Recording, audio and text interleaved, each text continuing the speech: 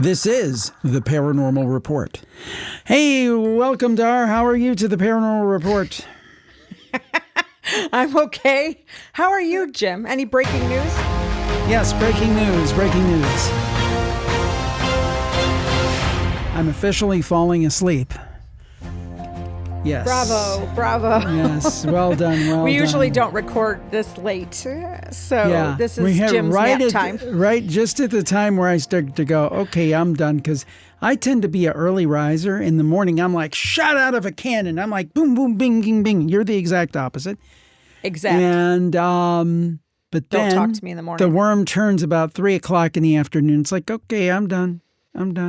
And I'm like, okay, I got a few more hours. What are we doing? You're like up till 2 o'clock. You're a late, the opposite, a night owl. A night owl. See, I can't even think of a basic expression. Oh, this is going to be great. No. So yeah, it is. But in all seriousness, we do have some very sad news to report. Many of you probably have seen this.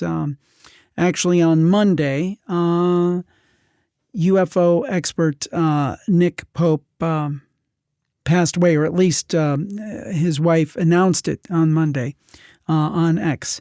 She said, and this is Elizabeth Weiss, she said, "My heart is breaking. Nick passed away this afternoon at our home. The last few weeks of his life, even as he suffered, he managed to do a few interviews from home. I was so lucky to have met and have married Nick. He was a wonderful husband. I loved him dearly." And I mean, that was very apparent in his communications.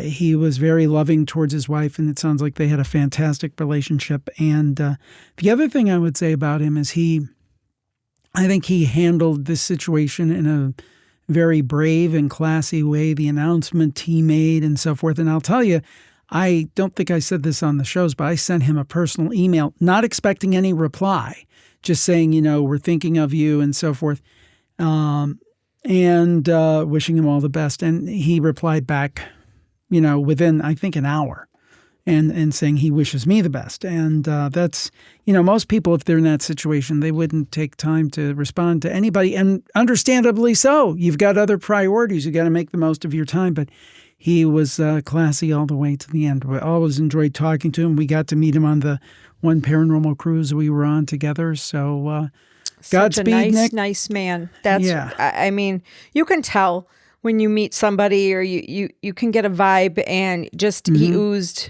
kindness. He was very nice, very, I don't know, just very sad. I'm going to keep Elizabeth and his family in my prayers, because it's got to be quite devastating. And he was, in my book, very young. I'm sorry, 60 years old. Yeah. So yeah, very, very, very, very sad indeed. And hopefully he now has the answers to all the mysteries he investigated. And wishing him and his family the best. And in the spirit of Nick Pope, we would probably want to have the first story about UFOs. And we've talked about Representative Tim Burchett over the years, Republican from Tennessee, although this is not a partisan thing in my view, but that just happens to be what he is and where he's from. And he's had a couple of interesting interviews lately. Recently, he said on Newsmax, he said, "I've been briefed by just about every alphabet agency there is, and I'll just tell you this. If they would release the things that I've seen, you'd be up at night worrying about or thinking about this stuff," he told Newsmax host Rob Finnerty. This was reported on thehill.com, and we'll have a link. He said, went on to say, "We just need to disclose all of it. I'm sick of your, I was briefed, and I will just tell you this. I was briefed last week on an issue, 2 weeks ago, and it would have set the earth on, this country would have come unglued, I think, if they would have heard all that I heard." So that's one story. And then he was interviewed by TMZ. Just let me pull this one up, because I just saw this actually right before we went to press, so to speak. Yes. Hopefully it won't play a bunch of noises. But Burchett has said a member of our government has told him that extraterrestrial beings have visited our planet, traveling in an otherworldly craft, and made contact with humans. I guess he was on TMZ Live on Monday. And we have the link to TMZ. I would recommend trying to watch both of these interviews. I mean, that just goes on to say, at one point in one of the interviews, I think it was the one with Finnerty, there was a recent interview where he said something like, I'm not suicidal and I don't take chances. I think he's very suspicious about some of the recent disappearances of certain people. So I would just say this. I mean, it's becoming more and more clear to me. This is not somebody's imagination. This is not something, and you see, and we'll talk about it later, you're starting to see a little bit of movement in people who would normally say, there's nothing to this.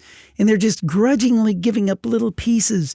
Well, there might be aliens, there could be. And you're seeing like a slow turn, very slow, but a slow turn, I think, in the mainstream media where this is no longer a big joke.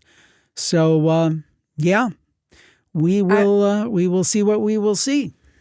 Yeah, I just... when I was researching stories for this week, I was just like, was my uncle's gobsmacked? I was gobsmacked.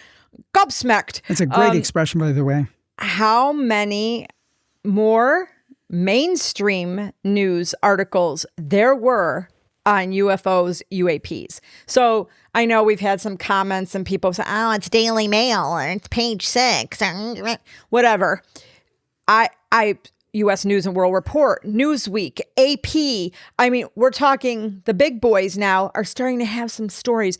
AP put one out. What do aliens think of us? I mean, we're not talking about it this week on TPR, but I can post that link if you want to read that. It was more of an opinion, and they talked to Avi Loeb. And so, come on. You know what I mean? No, these are not Daily Mail articles solely anymore. So, I think the tide is turning. I think it's very, very interesting. What Burchett has said kind of scared me a bit. I'm going to be honest about it because he obviously has been briefed on things. On some things, yeah. Wasn't there something you said, and I don't know what the source of this was, but there was some talk that they want to release, or certain Congress people want all the... a story coming up. Okay. All right. Well, we'll leave that for later. This will be Representative Luna. You'll see. This is it. And this one is not in the mainstream. It's kind of buried, I believe. Interesting. So yeah. So we talked a little bit on that Burchett article about those strange disappearances, and I guess there's a new clue in one of them. Is that right? Yeah, this one is from the Daily Mail, but I believe it has been in other news outlets as well. So they finally released the 911 call from General McCaslin's wife. The day he went missing. So they finally released the 911 call. I don't know why they've held on to it this long. I don't know why she hasn't come out beforehand and say that this is what she told 911. So there's some contradictions in my opinion.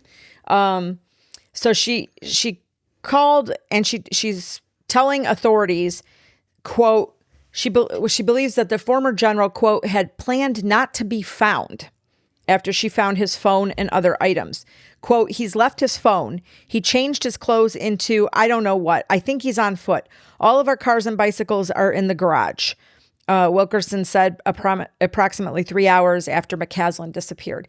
Quote, he turned it off and left it behind, which seems kind of deliberate because he's always got his phone. He has a smartwatch. I don't know if that's with him or not, she said. Wilkerson later claimed that foul play was not suspected in his disappearance, but that he only left home with a pair of boots and his .38 caliber revolver. That's an interesting choice. Isn't it? So I don't know. I know I tend to run kind of conspiratorial. Maybe he did. So she said, and this is the contradiction I don't get. She said, in the 911 call that he had been seeing a doctor for both physical and mental irregularities. And then goes on to say, the dispatcher asks, was he diagnosed with any mental disorder? And she disclosed that he had been dealing with anxiety and short-term memory loss recently. So I apologize if this has come out and I didn't see it, but in some of the things that I've read, that was not revealed. She said he had been struggling with a lack of sleep and revealed that he feared his brain was deteriorating. They asked if any guns were missing. She said They had a gun safe. He has quite a number of pistols and rifles, not knowing at the time that one of the handguns had been taken. She did not believe he was seriously considering ending his life. So maybe he did. Maybe he did wander off and felt this was and he took the gun, and they haven't found him. And I know it could be very expansive and whatnot. I don't know. This whole thing is very weird to me. It doesn't sit right. It's just very, very weird. It is a little strange, and there's no question it's a lot strange. And, we hope he's found safely, but, as time goes on, that doesn't seem like an optimistic or maybe a realistic point of view, but let's hope against hope. I mean, people have been found years later safe. Yes. So maybe that's one of these outlier cases. One more quote Burchett said, because we just talked about him. He said, quote, "He's the guy that had a lot of nuclear secrets. I've been told by several sources that he was the gatekeeper for the UFO stuff." Well, that would make it much, much more interesting. Well, something else that's very interesting, and kudos to them, is Artemis 2, and there are new images out. These are from the historic lunar flyby. I guess they set a record for the furthest distance from the Earth. And I had heard somebody said, this wasn't a journalist or anything, I don't know if it's true, but because of the position of the moon at this time, it was further away. So it was actually further than, I think, in 1968 when they flew on the other side of the moon. So, the crew reached an estimated 252,756 miles from Earth. That is amazing. And they said that these astronauts enjoyed views of the lunar surface previously unseen by human eyes, with about 21% of the moon's mysterious far side illuminated by the sun from the crew's perspective. They took about 10,000 photos, by the way. Wow. Which is pretty cool. Well, they're probably worried about running out of film. But also, you think, how often do you get to the moon? You better it's kind of like when you go to Disney or you go to the Grand Canyon, you take a lot of pictures. Well, at least for us, that's our vacations. When do you get back? When do you get back to the moon? Yeah, so, who knows? Yeah, that's pretty cool. And this is CNN.com. I recommend going and looking at some, and we'll have a link, of course, looking at some of the images. They're just quite startling. They actually had a very special solar eclipse that they saw. And they've got a picture of it here. Just very striking. I'm sure NASA has the images as well, but they have them here in this nice article. So I recommend it. And, I was talking with a group of people the other night about Artemis and whether you feel that it's a good thing or it's not a good thing. And I was going to make the point that we get so many technology spin-offs from the space program and I think a lot of the things we have now are probably because of Apollo back in the 60s and early 70s. A lot of advances, the miniaturization of things and so forth. I'm sure a lot of that was helped along by the space program. And not only that, I made the point because I'm like, well, what am I going to say now? This person stole my thunder. And then I did think about something, and I think this is very true. How many people were inspired by the space program of the 60s and early 70s who ended up going into science? And maybe they didn't work on spacecraft or something, but maybe they helped other advances that we didn't even think about. And having a connection to the space program. So you have these kind of indirect consequences. So I know it cost a lot of money and so forth and so on. But I think going into space is a good thing. That's just my perspective on it. So, but we wish the crew of Artemis 2 a safe journey. And I love that they had American and Canadian astronauts and male and female and people from different backgrounds. I think that's all great. And I look forward to the next chapter of it. And obviously we wish this crew the best on their return home. Oh, it was phenomenal to watch the liftoff. And I have to admit, and I know some people on Virtual Campfire said this, and we all agree, it was, for those of us that were of the Challenger era, it was a little frightening as well. I was actually putting good vibes and prayers out there because I'm like, please don't let that happen again, please. Right. And I was so relieved when they made it up there and it was okay. So now we have to do the same for them to return home safely as well. But it's been really interesting to follow. I've been watching some of their interviews live. We were remarking how clear the picture and the sound was, is. yeah. Yeah, it's just amazing. So yeah, it is amazing. No, it's pretty cool good luck stuff. to them. So good for them. And, even though I gave them heck a couple weeks ago, good for NASA. And we'll talk a little bit more about NASA a little bit later in the show. Yes, because right now we got to talk about teleporting. Do you want to teleport? Teleporting.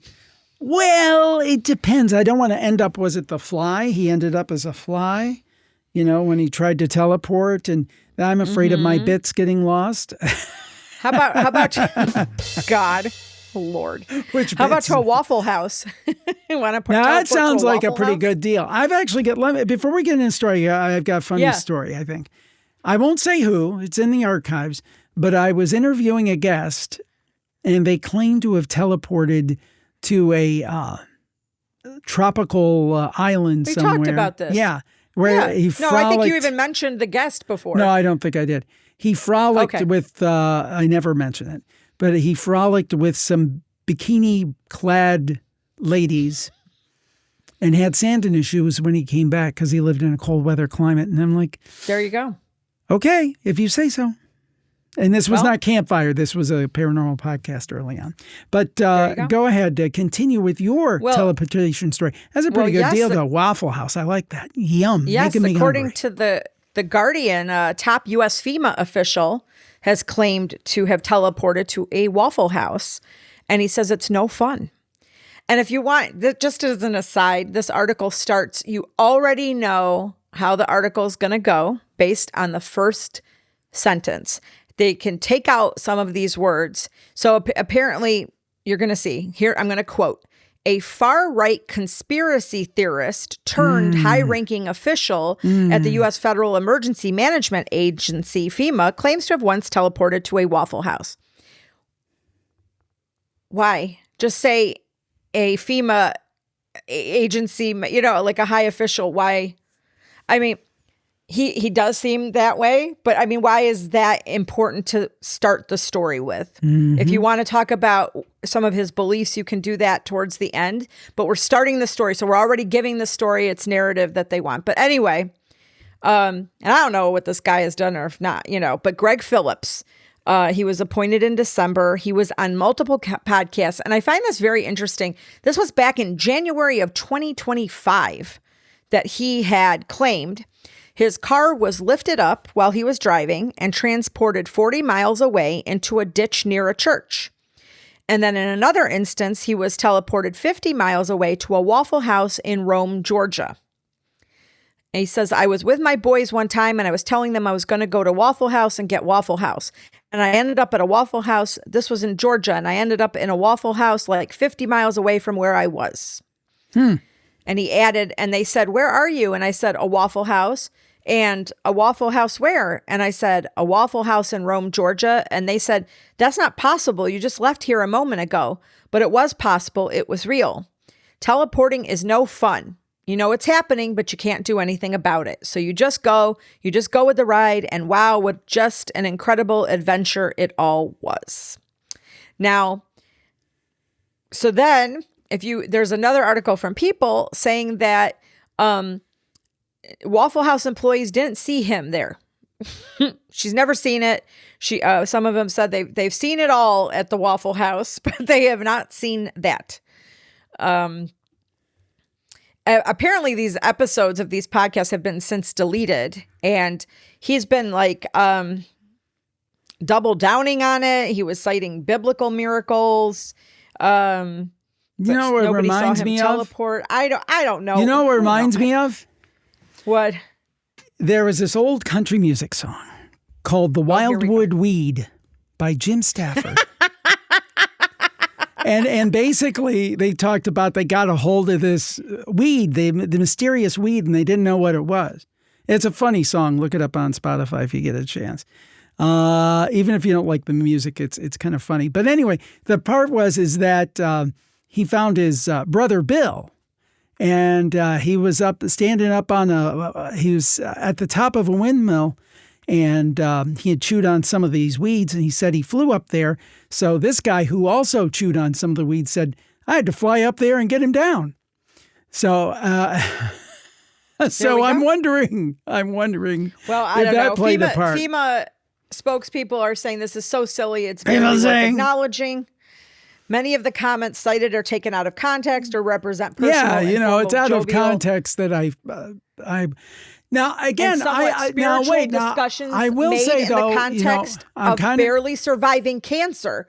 So so we don't know how they edited whatever together. Well, on one hand, I'm going funny, ha, but I fully believe people when they call in with weird time slip stories. So maybe if we kind of take this, maybe that's what I'm it is. Second guessing myself here is that maybe what it is that maybe he had some weird time slip or something, missing time or. So I guess I'm kind of being a hypocrite because I'm very respectful of people's story on Campfire, and then I'm shooting this guy down automatically. I'm not shooting him down, or it could be the wildwood weed. This is what I really believe all the time. Who am I to say he didn't have that experience? Right. I wasn't there. I don't know what he did. That would be like all of your callers on Campfire. Who am I to say that their experiences are fake? That's right. I don't know. Then they come back and say, my experience is fake. And I had my experience and I know what I saw. Right. So, you know what I mean? I give everybody the benefit of the doubt. Does it seem a little outlandish? Yeah. They already set you up for that in the first. They already said, well, these are conspiracy theorists. See, this is all bunk. Maybe it is. But maybe it's not. The thing that bothers me about that is that, and we see this in media on both sides, if there's somebody who disagrees with your political leanings, they will frame you as a nut. And then they'll go on to whatever. And it happens on both sides. So if you have a right-wing news outlet, they'll find someone and they'll do the same thing. They'll just reverse the language. They'll do the same thing. And then, a considerable part of the media is from the left, and they will do the same thing to the right-wingers. And it's like, what just happened to reporting the news? I mean, for example, this show, we're not saying we're a straight news show. We're saying that we're commentary, we're analysis, and all of that kind of stuff. We try to bring you some of the stories. We kind of do a meta reporting of the stories. We don't do original reporting, and we don't claim to. No, but we say, here's some interesting stories in the news, and then we're going to comment on them. But so much of what we see these days presents itself as straight news, and it's nothing but, a little bit of straight news wrapped in political commentary on both sides. So I don't want to hear from any of you. Oh, it's the media in general. I'm not even going to talk about sides. I'm embarrassed. I'm embarrassed media, because period. When I went to school, it was just the facts. The facts, Jack. Yeah, just the facts. What's that from? Yeah, Stripes. With Bill Murray. That's the fact. Oh, that's not a that is not in keeping with current mentality. But the point is that it's totally counter to what I was trained in and what I was told. All of it's garbage. Anyway, now that I'm moving along. I feel the same way about spewing the same things. Oh yeah, we've got a lot of lovely comments. We ought to do what that one newscaster does. That young lady. Should. I was thinking about that. We should just say all the nasty things. Because one you read today, they said, you're bickering and arguing all the time. It's too argumentative. And then I'll read some of my reviews for the shows I do by myself. Oh, he makes the paranormal boring. So it's like you're damned if you do and you're damned if you don't. We've got most of our people are great. They're fantastic. They understand. And we thank you. That doesn't mean they always agree with us. You don't always have to agree with us. You might think, Jim Dar, I think you're wrong. But they're nice and they're kind. And then you've got a percentage of people who just want to about something.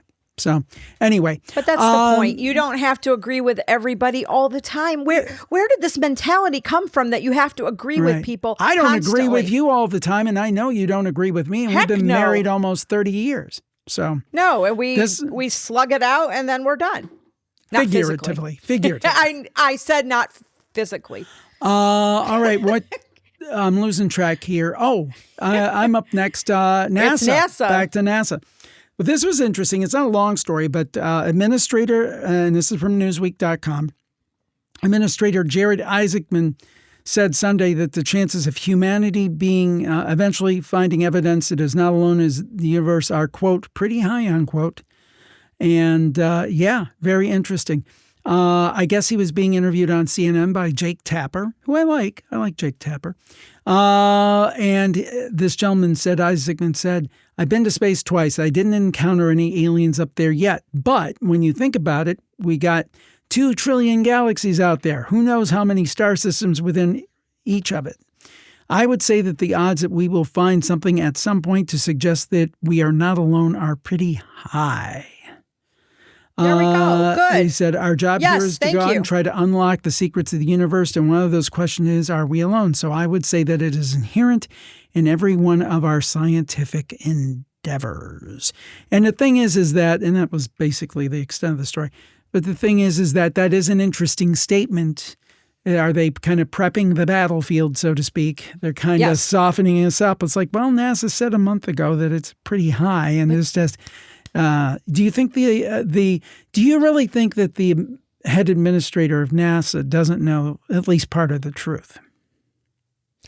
That's why I was in awe this week. It felt like somebody flipped a switch, because not only did the mainstream start reporting on some of these things, but they reported them without kookifying them. They had a little more straight info in some of these articles.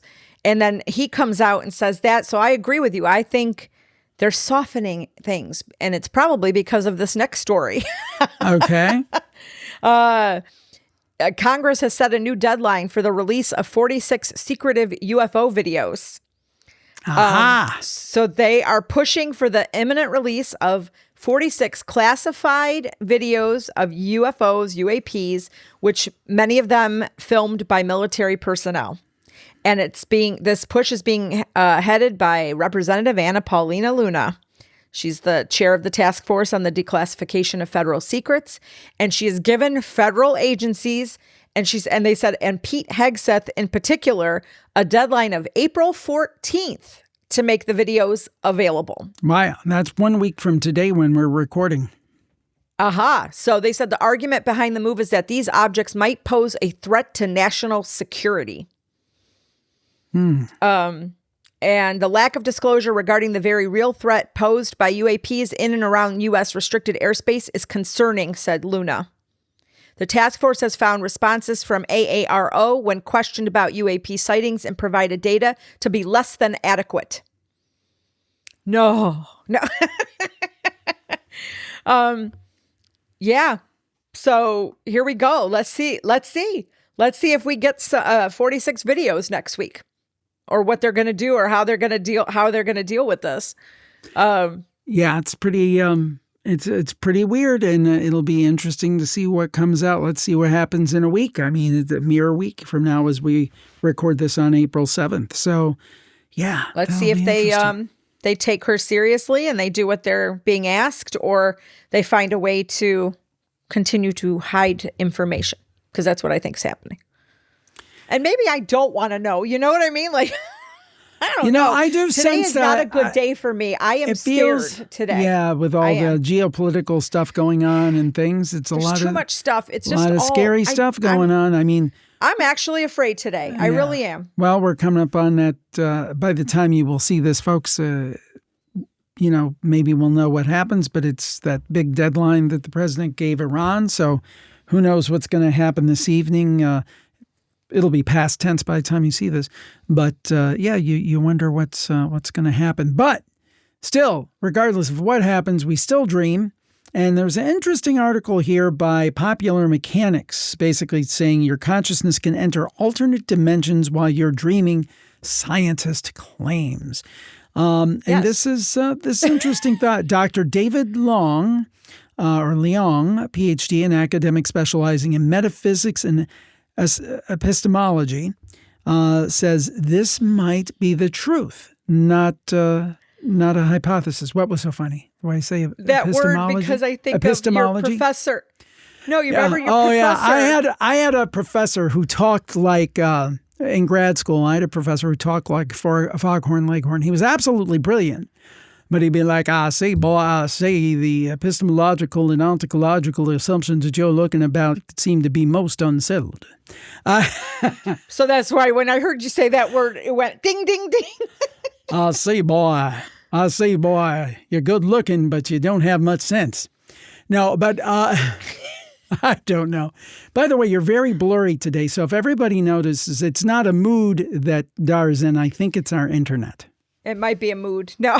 You're looking particularly blurry today. Are you okay? I feel particularly blurry today. Actually, after when I Easter started, I picked up now, when I first started this, I felt blurry, like I was going to sleep. But here's what I digress yet again. Yes, I'm sorry. Dr. Leong.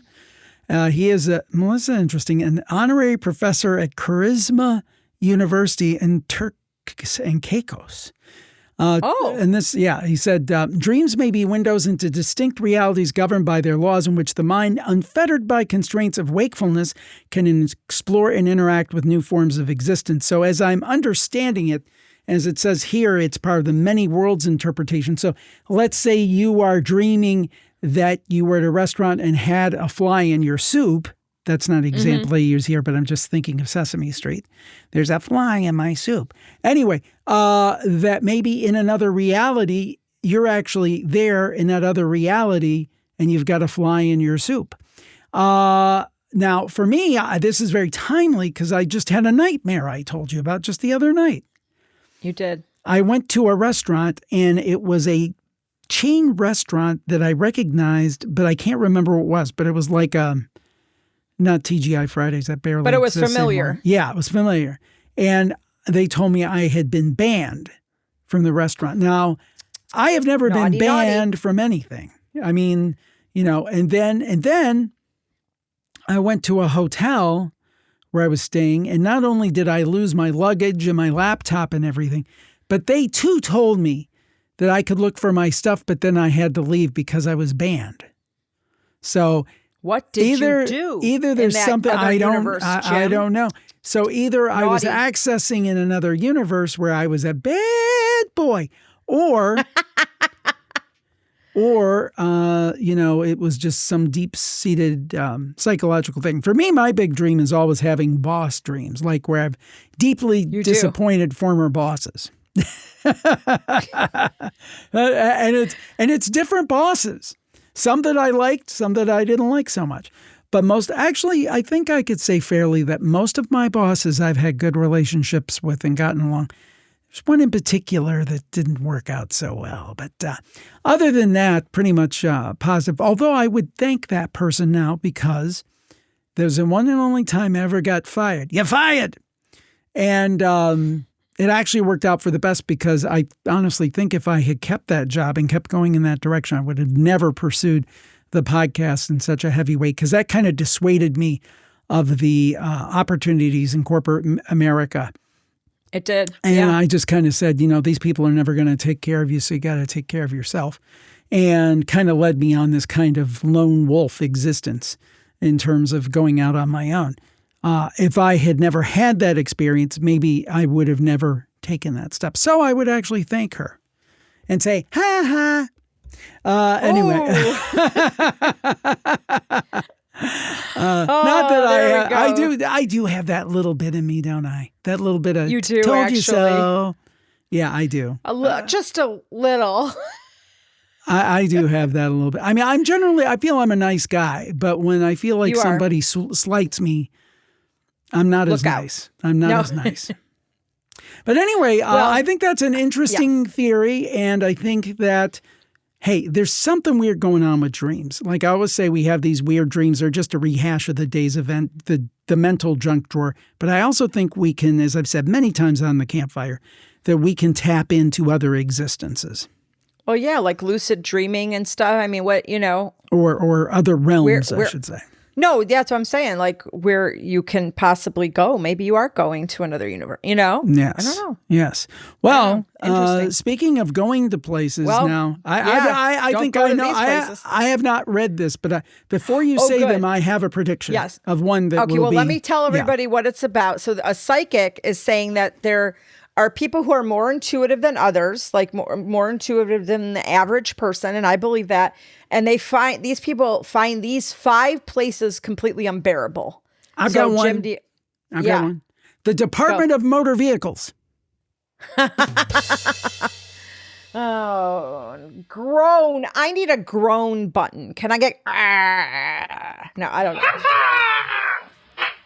Not that button. Groan. God bless Big Chuck. Go ahead.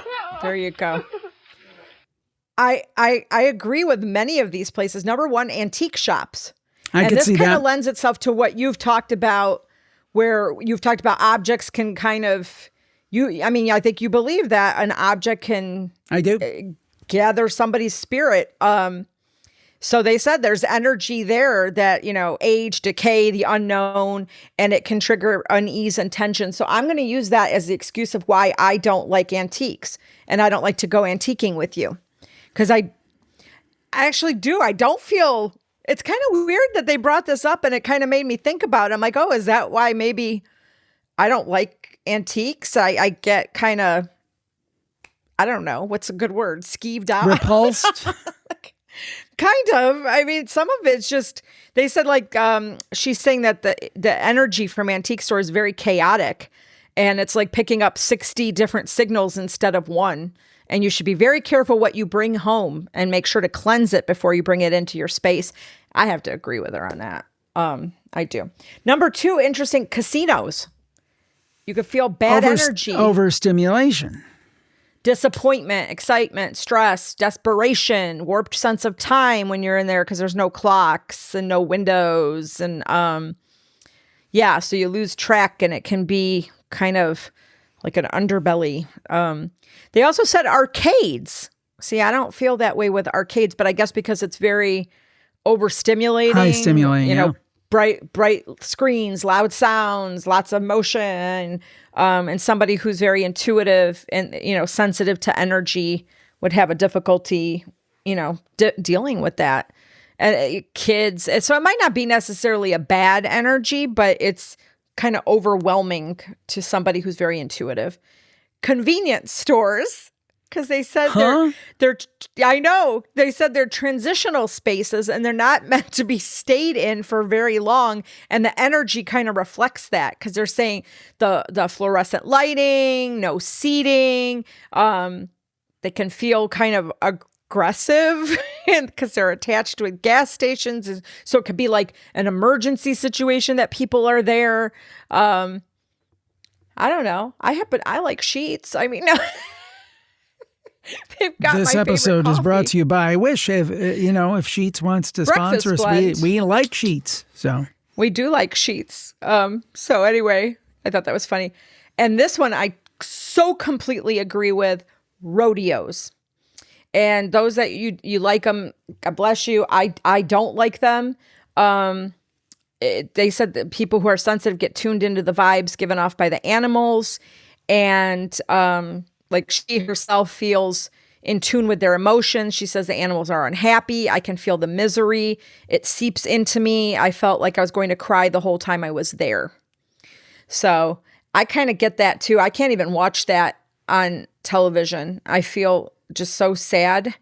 And I never really thought of myself as highly intuitive. I know I've had some psychics and whatnot tell me that I am. I just don't feel that way, or maybe I'm just not I haven't really studied it and been in depth with myself with it, but I pick up what this article's laying down. So there you go, guys. So if you think, there we go. Very interesting indeed. And I do believe that. I mean, people who are sensitive psychically would seem like they would also be psychically tuned into these different kinds of places and overstimulation and all that.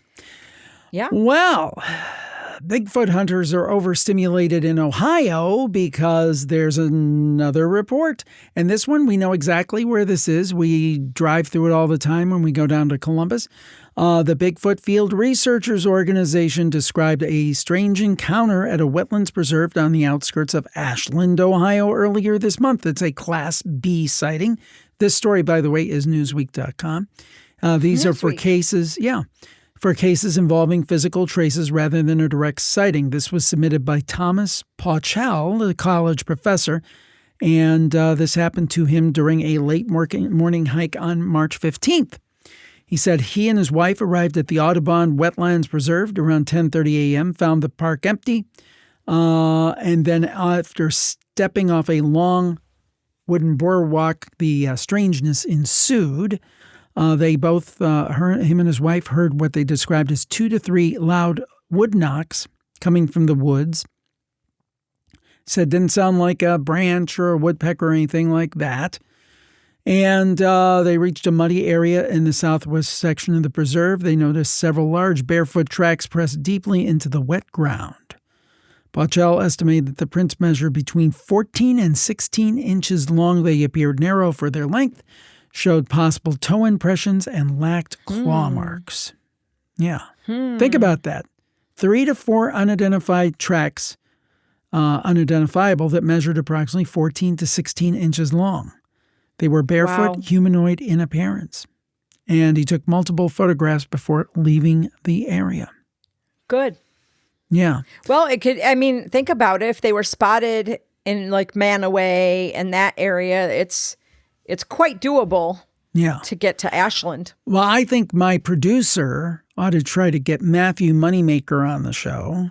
I thought about that. I have it written down actually. So let's get him on. Yeah. He has noted that the Wetlands Preserve sits less than a half a mile from a site of a previous Class A report involving a clear visual sighting reported in 2021 when a woman saw a large Sasquatch-like figure retreat into the woods behind a gym on the edge of Ashland.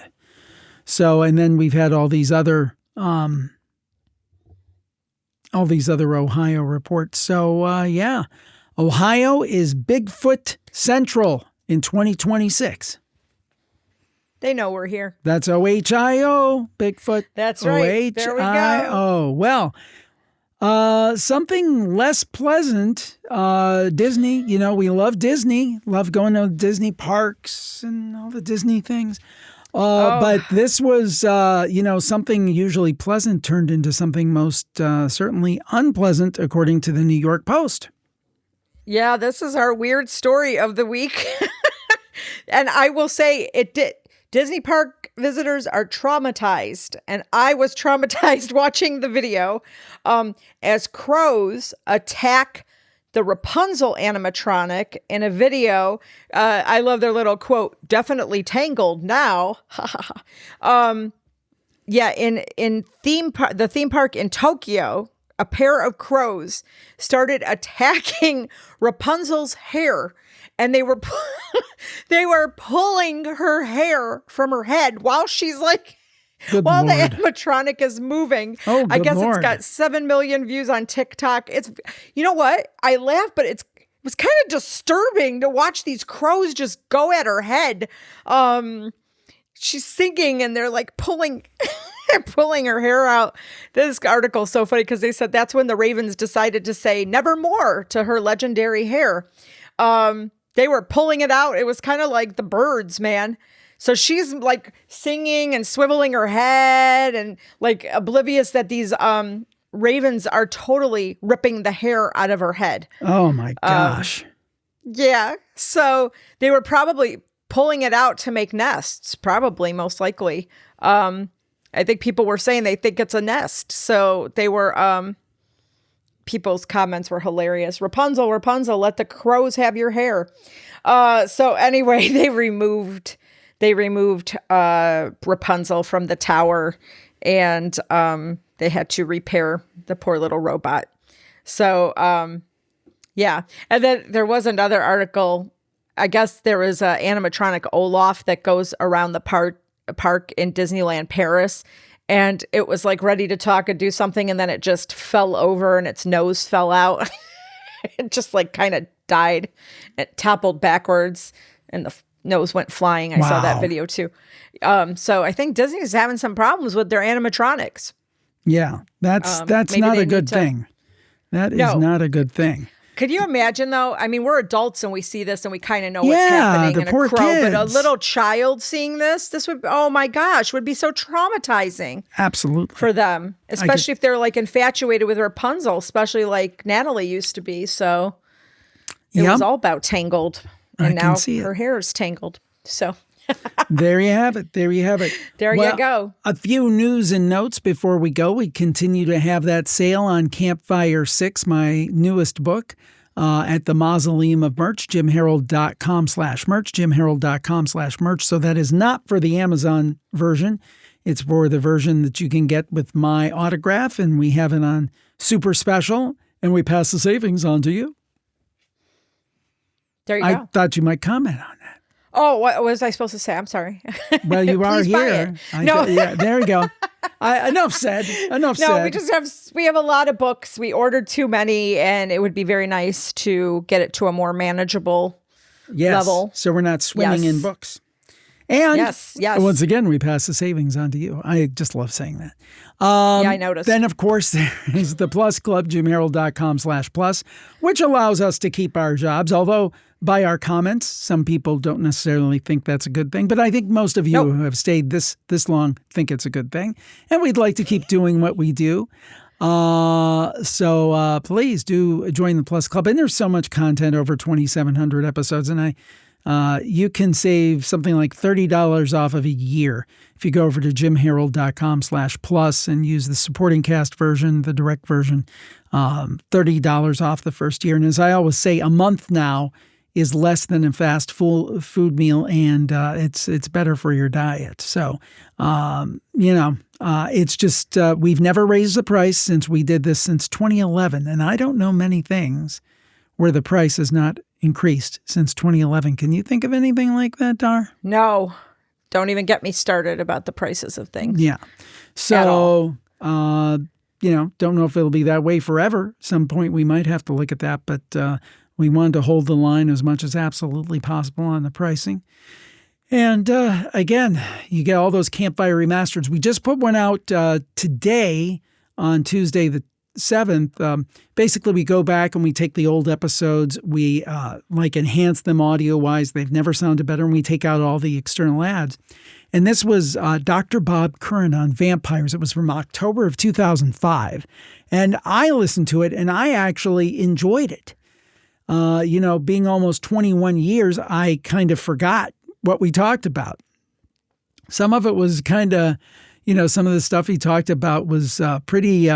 I don't know what the word is for, not risque, but just some of the things that vampires are up to. My goodness.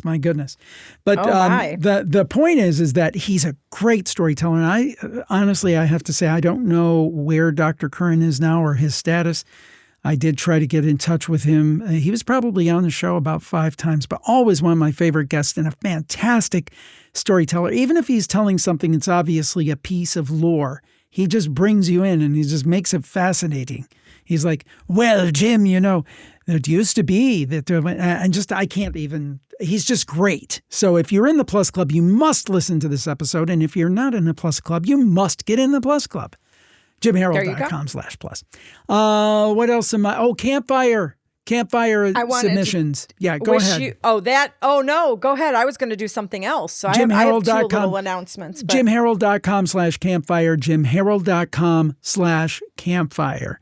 And that's where you can sign up now. We just, on Wednesday, we reopened submissions. Hopefully I hit the button on Wednesday, and you can sign up to tell your story there. Is this a personal note, Dar? Is there a personal note in here? The one is personal. The other is about Campfire. I just wanted to congratulate you in advance because Thursday is your Campfire anniversary. Yeah, I totally forgot. I did. I told you yesterday. April 9th. Yeah, can you believe that? 17 How many years? 17. 17 years of doing the Campfire. Stay spooky. Yep. There you go. So I wanted to congratulate you because that is a lot. That is a lot. And just a really quick thank you to everyone out there who has message me, give me good vibes, prayers, positivity. I did get a wonderful Easter gift. I got some great news that my biopsy was benign, so I do not have cancer that we know of at this point. So I just wanted to thank everybody out there for your wonderful well wishes and all of your support. It meant a lot.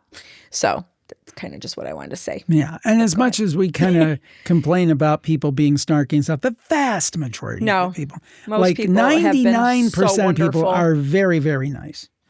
And so I'm focusing on them. That's the others right. And you know where you can find some of those nice people? virtualcampfiregroup.com, virtualcampfiregroup.com.